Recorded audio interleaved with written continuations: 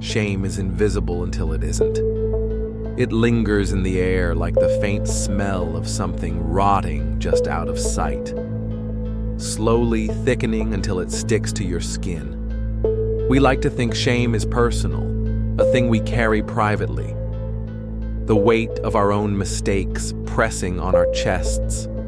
But shame, real shame, is almost never born alone. It's cultivated, engineered, whispered into us by others until their voices replace our own.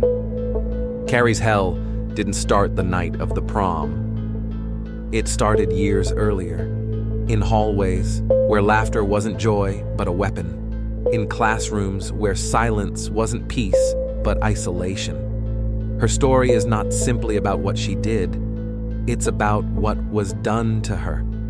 And when you understand that, you understand the most uncomfortable truth of all. Society loves to create monsters, then acts horrified when they turn around and bare their teeth. There's a cruelty in human nature that hides behind the ordinary. It's not always the grand betrayal or the knife in the back. Sometimes it's in the smirk exchanged between two people while the third pretends not to notice. Sometimes it's in the casual cruelty of pointing out the one person who doesn't belong. Carrie was a victim of this every day. Her classmates didn't just mock her, they rehearsed it, perfected it, until humiliating her became a ritual. And if you think that kind of humiliation doesn't leave permanent scars, you've either never been on the receiving end of it, or you've never had the courage to admit how much it broke you. Stephen King understood that the supernatural elements of Carrie were never the true horror. Telekinesis was just the match. The gasoline was the years of degradation, the moral cowardice of bystanders, and the perverse satisfaction people get from watching someone weaker crumble. This is the part no one likes to own. That some people enjoyed watching Carrie suffer, not just tolerated it, not just ignored it, enjoyed it. And why? Because in a hierarchy of cruelty, being the one laughing is safer than being the one laughed at. That's the dirty bargain of group dynamics. Hurt someone else before they can hurt you, and you get to keep your place in the circle.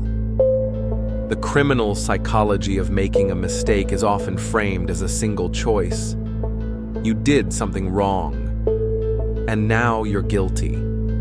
But mistakes like these aren't made in a vacuum. They're primed over time, built out of habits of thought and small acts of cowardice. The girls who tormented Carrie didn't wake up one day and decide to ruin her life. They fed off each other's approval until kindness felt like treason. In their minds, they weren't doing anything particularly evil. They were just having fun, just joking, just teaching her to toughen up. That's how shame works best, not when it's screamed at you, but when it's slipped into everyday conversation until you stop noticing its poison. But here's the twist in the knife. Shame doesn't just hurt. It transforms. It changes the way you see yourself. It rewires your brain until you can't tell the difference between who you are and what they say you are. You begin to believe you deserve it. The laughter, the exclusion, the jeers, until one day something inside you quietly decides, if this is the game, then I'll play it my way. And that decision, once made, is almost impossible to undo. Carrie didn't suddenly become dangerous at the prom. She'd been carrying the possibility for years, the way a storm carries electricity long before the first lightning strike. We love to talk about morality as though it's stable, as though we are all born with a compass pointing north that never wavers. But morality is situational, elastic, painfully vulnerable to social pressure. The same person who swears they'd never be cruel will laugh at a cruel joke if it means staying in good standing with their peers. The same person who believes in helping the weak will hesitate if helping them puts a target on their own back. And that hesitation is all it takes.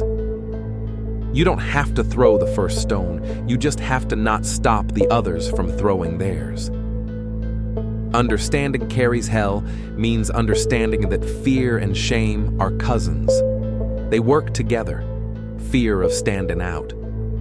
Fear of rejection. Fear of being labeled as one of them. These fears make us complicit. And when you're complicit long enough, you stop feeling guilty.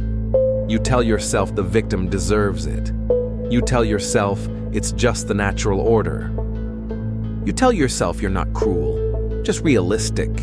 And all the while, you're laying bricks in someone else's cage. The human mind has an ugly adaptability. When you live in an environment of constant humiliation, you develop ways to survive it, either by retreating inward, building a wall so high that no one can reach you, or by sharpening your own cruelty so no one dares come close. Carrie was forced into the first, and when the wall finally cracked, what spilled out wasn't just power.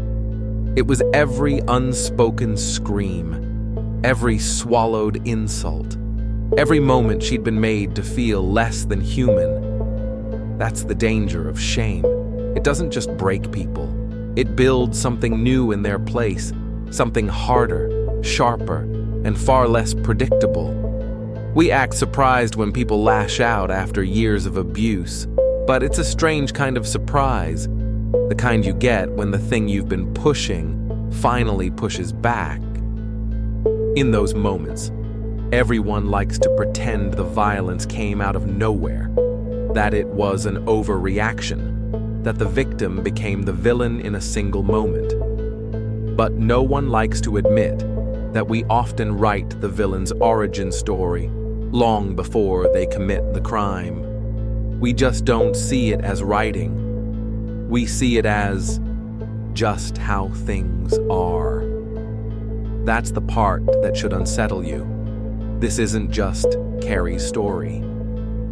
This is every school, every workplace, every small town street where someone is slowly being taught they don't belong. You've seen it. You've maybe laughed at it. You've maybe ignored it. And somewhere, someone is deciding whether to keep enduring it or to finally make it stop in the only way they believe they can. And here's the cruel irony. The same society that manufactures shame will always feign innocence when its creation breaks. It will shake its head and say, "We never saw this coming." Even though every hallway whisper, every snicker behind a locker door, every teacher's willful blind eye was a warning shot in Carrie. That warning came with every menstrual joke, every religious taunt, every deliberate push to the margins. The problem is, no one listens to warnings unless they're shouted in the kind of voice that makes the walls shake. By then, it's no longer a warning. It's a reckoning. The criminal mind, in a moment of collapse, doesn't just commit an act, it answers a question. What happens when I stop caring about the cost? Carrie's prom night was that answer. But the deeper crime belonged to the crowd. They didn't simply witness cruelty. They participated in it. They escalated it. They celebrated it. And what's most disturbing about their psychology is that none of them thought they were monsters. Most thought they were just following along. That's how mobs work. They dissolve responsibility into a fog so thick that no one person feels accountable. Yet the damage is absolute. We like to believe there's a line we would never cross. But the truth is more unsettling. The line moves. Sometimes it moves so slowly you don't realize it's gone until you're standing in a place you swore you'd never be. You laugh at one cruel joke. You stay quiet during one ugly moment. You ignore one cry for help because it's inconvenient. And with each small surrender, the moral boundary shifts a little further away, until one day you're applauding something you would have condemned a year ago. This is the psychology of collective guilt. No one acts alone, but everyone shares the stain. Shame doesn't just bind the victim, it binds the perpetrators too, though in a different way. When you participate in degrading someone, you're not just hurting them, you're reshaping yourself to fit that behavior. You're training your empathy to stay silent, your conscience to avert its gaze. And once you've built that habit, it's remarkably easy to keep doing it, because the alternative, acknowledging the harm you've caused, is unbearable. So you keep laughing, keep pointing, keep telling yourself it's harmless. But deep down, some part of you knows the truth. That's why shame feels so dangerous to talk about. It doesn't just expose the suffering of the victim, it exposes the cruelty of everyone else.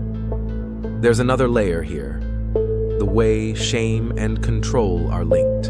In Carrie's case, her mother's oppressive religious fanaticism taught her early on that her body, her desires, and even her basic biology were things to hide and fear. This is where societal oppression and personal abuse blend seamlessly. When the world outside the home ridicules you, and the world inside the home punishes you, there's no safe space left. The cage becomes total. And in such cages, the mind doesn't just bend, it distorts. You begin to see kindness as suspect, trust as dangerous, and the idea of escape as impossible, until one day, you discover you've had the key in your hand all along. But by then, your grip has turned it into a weapon. It's easy to condemn what Carrie did. It's harder to ask why she did it, because that why implicates everyone around her. And here is the part most people will avoid admitting. Under the right pressures, in the right circumstances, almost anyone could be Carrie. Not with telekinesis, of course, but with rage, the raw, unfiltered rage that comes from a lifetime of humiliation. We like to imagine we'd handle it better, that we'd walk away, that we'd forgive. But forgiveness is a privilege afforded to those who are spared the daily grind of cruelty. For the rest, the rage builds silently until it erupts, and when it does, it's never clean, never controlled, never easy to stop. Carrie's story is, in many ways, about the fragility of the human soul under sustained attack. People aren't born brittle. They're made that way by repetition. One insult won't break you, but 1,000 will.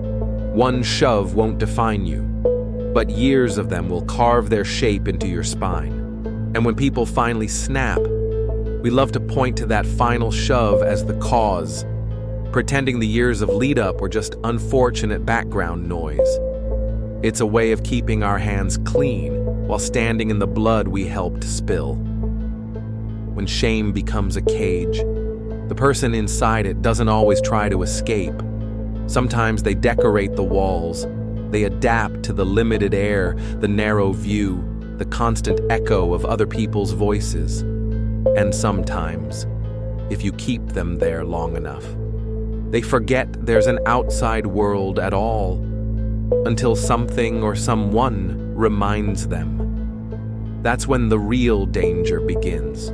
Because an escape born out of desperation isn't careful. It's violent, clumsy, and often irreversible. Carrie didn't plan a massacre. She reacted to freedom the only way she knew, by obliterating the source of her pain.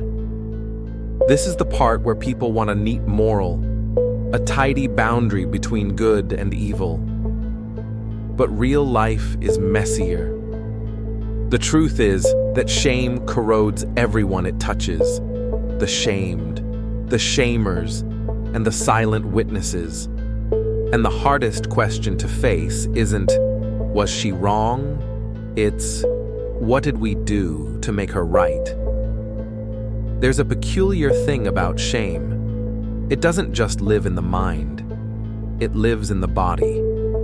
You can feel it in your posture, the way your shoulders hunch as if trying to make yourself smaller, the way your eyes dart to the floor when laughter erupts nearby. Carrie learned to live in that body, to move like someone apologizing for existing, and people noticed. Predators always do. Shame marks you the way blood in the water draws sharks. That's why it's so effective as a tool of social control. It announces vulnerability without a word. And the world, or at least the cruelest parts of it, responds with hunger. In the ecosystem of cruelty, there are always three roles: the predator, the prey, and the witness.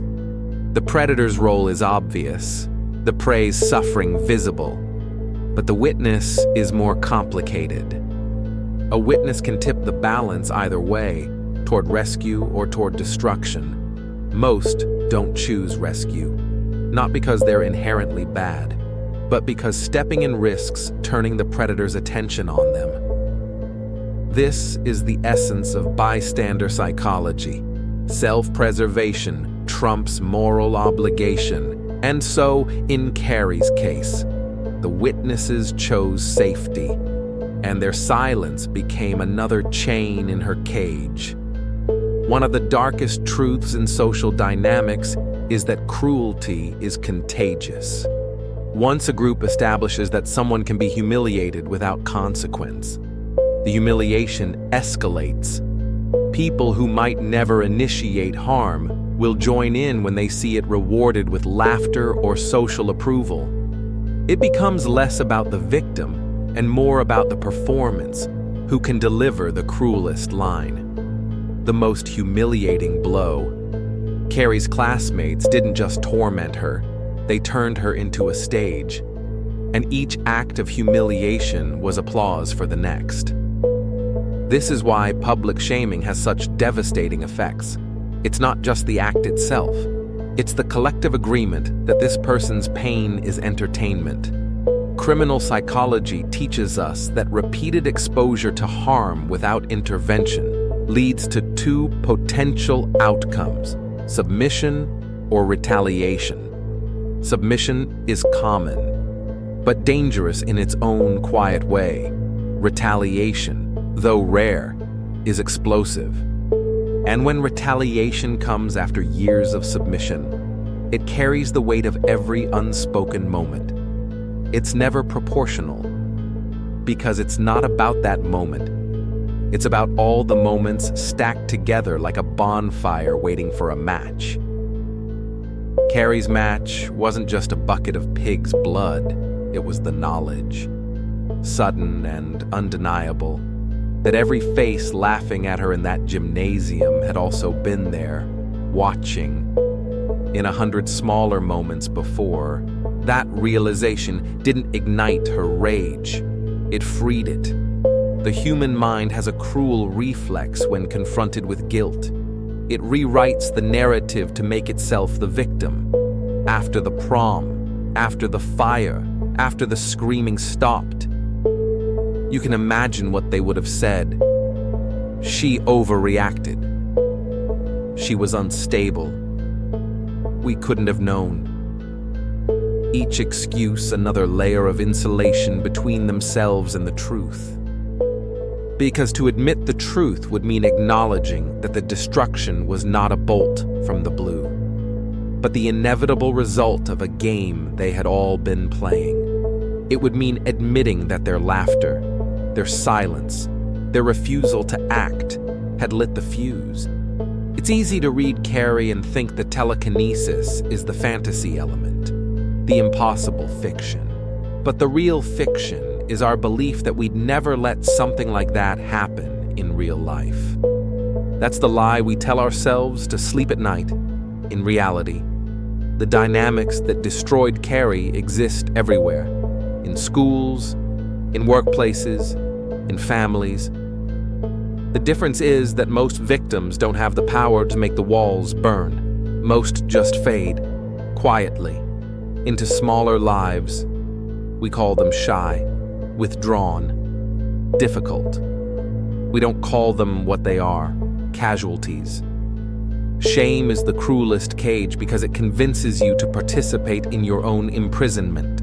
It whispers that the bars are there for your own good, that the outside world is more dangerous than the cramped space you've been given. And maybe the cruelest trick of all is how it convinces everyone else that the cage is invisible. They'll tell you it's not that bad. They'll tell you to toughen up. They'll tell you the door is unlocked, even as they stand in front of it. And when you finally shove past them, they'll call you ungrateful, irrational, dangerous. We don't like to think of ourselves as the builders of cages. We prefer the role of liberator, or at worst, passive observer. But the truth is, we build them every time we choose convenience over compassion, comfort over confrontation, every time we laugh along, every time we avert our eyes. The bricks are words, the mortar is silence, and the architecture is centuries old. Carrie's cage was just one among millions, and maybe that's the most unsettling part. That for every Carrie who breaks out in a storm of blood and fire, there are countless others still sitting quietly in the dark, waiting for someone to open the door, or for the day they decide not to wait anymore. When that day comes, when the match strikes, when the fire begins to eat through the walls, the question won't be, why did they do this? The question will be, why didn't we stop it when we could? And that's a question far harder to live with. The thing about cages is that they don't just confine, they distort. A person trapped long enough doesn't simply remain who they were. They warp into a version of themselves, shaped entirely by the boundaries of their prison. Carrie didn't just learn to be quiet, she learned to read every room like a battlefield. Every laugh became a bullet, every sideways glance, a warning shot. This is the hypervigilance of the oppressed, a mind always scanning for threats. Even in moments meant to be safe, over time, it becomes a permanent state.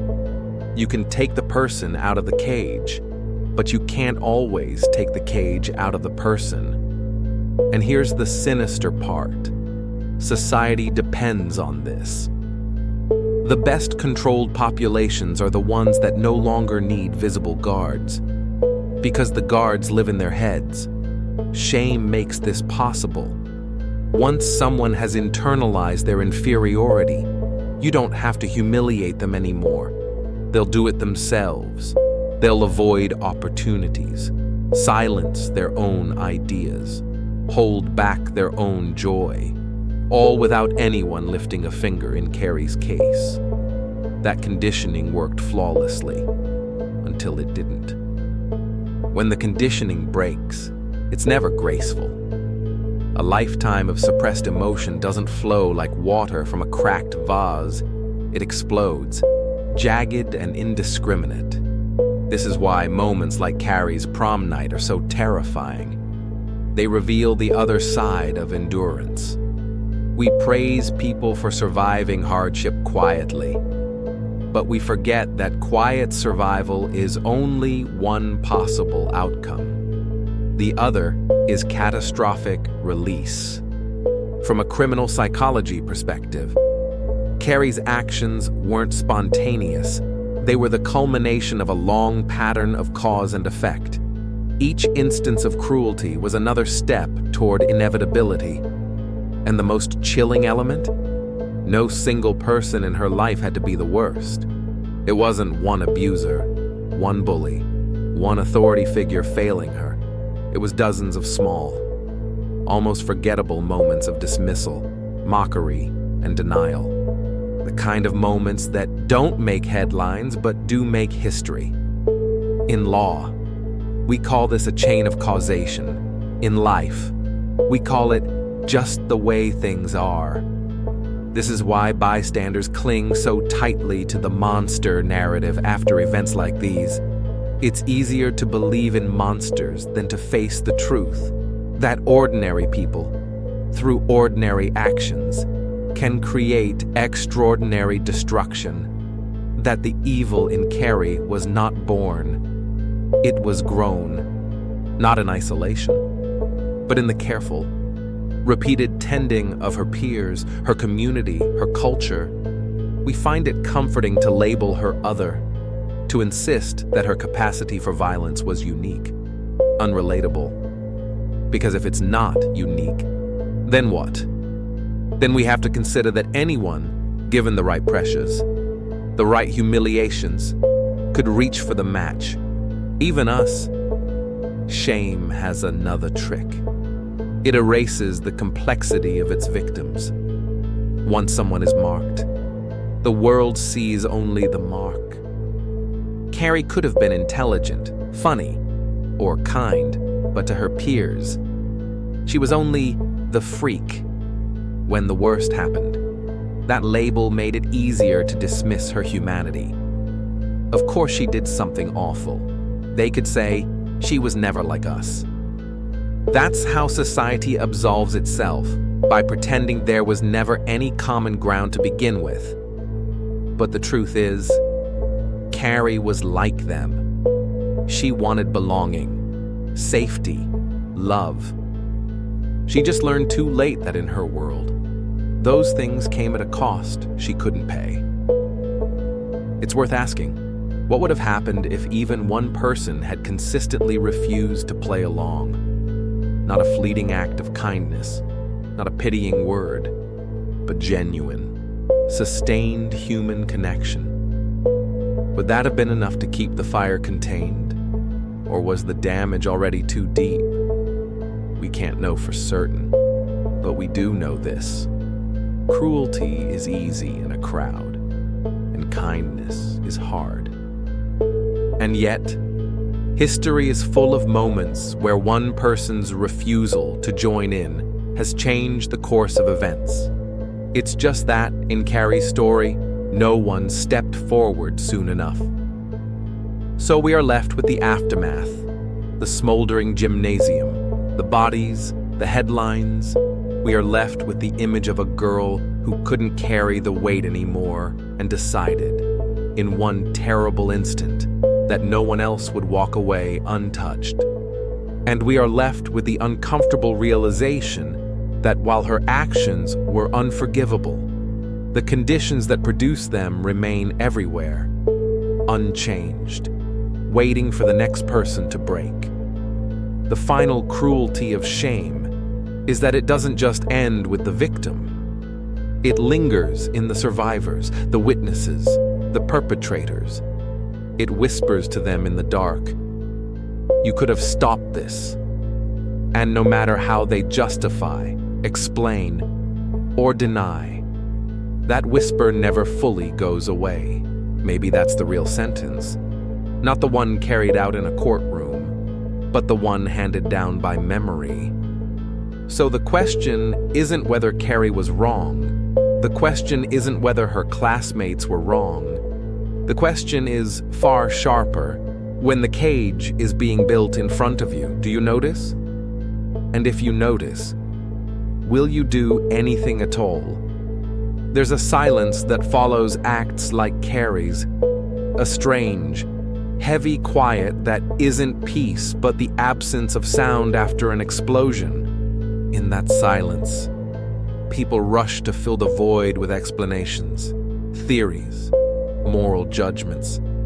They talk about mental illness, bad parenting, the dangers of isolation, but almost no one talks about themselves. Almost no one asks, what was my role in this? Because that question is dangerous. It invites you to examine not just the spectacular moment of violence, but every ordinary moment that led to it. And ordinary moments are where the truth hides. The truth is, we've built a culture where shame is a currency. We spend it freely, hand it to others as if we're giving them something they deserve. Public ridicule has become sport, amplified by every platform that allows us to point, laugh, and move on without consequence. In Carrie's world, it was whispered in locker rooms and written in yearbooks. In ours, it's posted in comment sections and shared until the whole world can watch. Technology didn't invent cruelty, it just made it faster, louder, harder to escape. Psychologists have long understood that humiliation is one of the most potent forms of psychological harm. It strikes at the foundation of identity, eroding a person's sense of worth until all that's left is the raw need to make the feeling stop.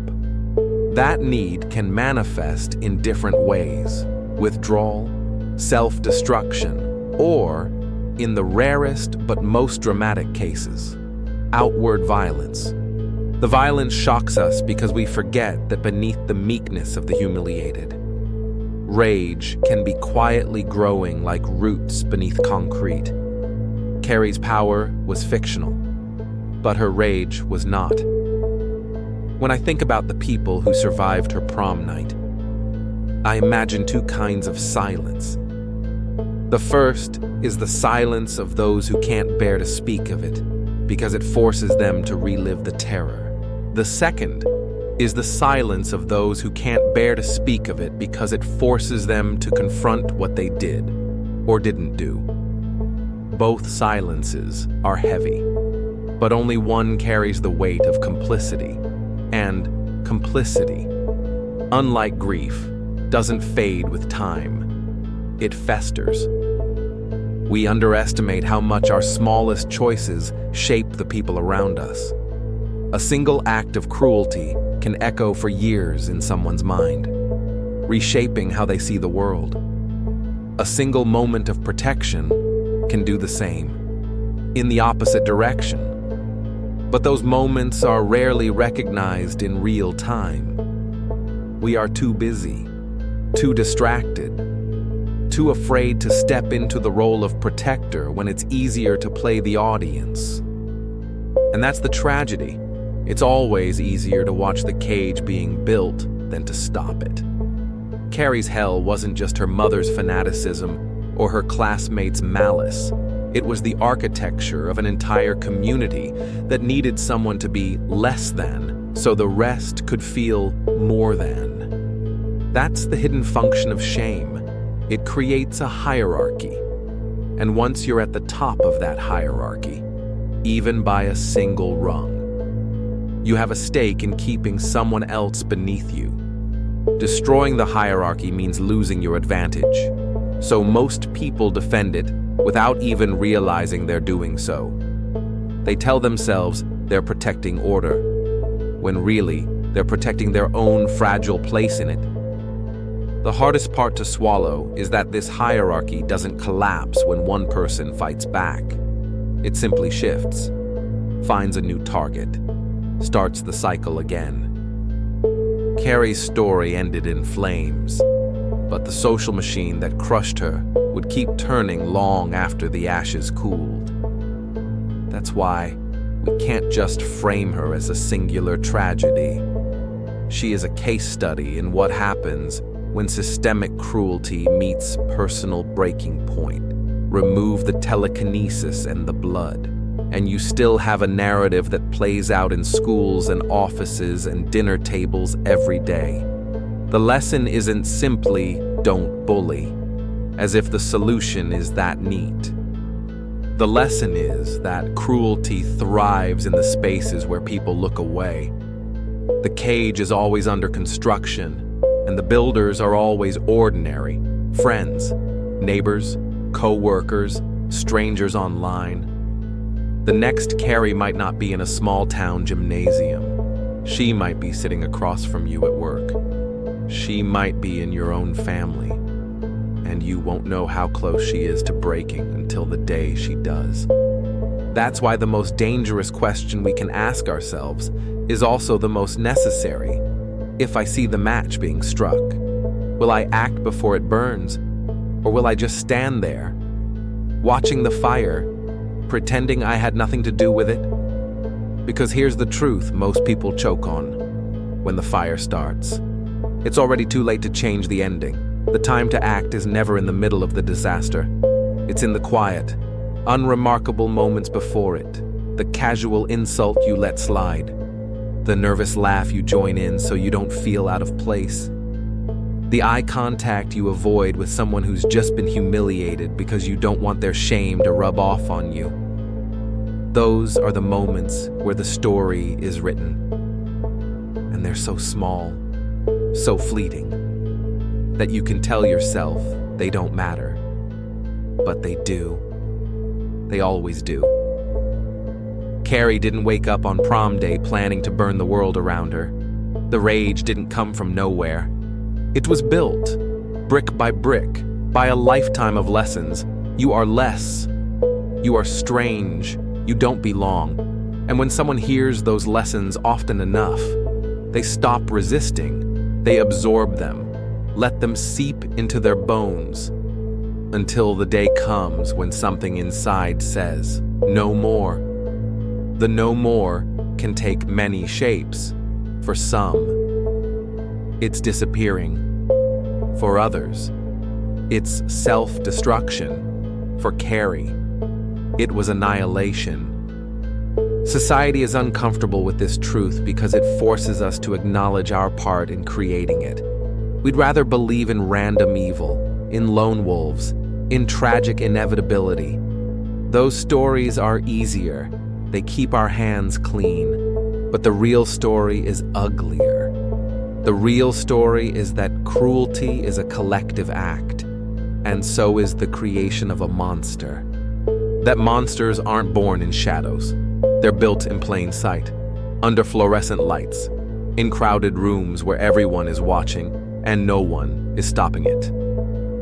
The mind of someone about to break is a strange place. It's not the boiling over people imagine. It's cold, clear.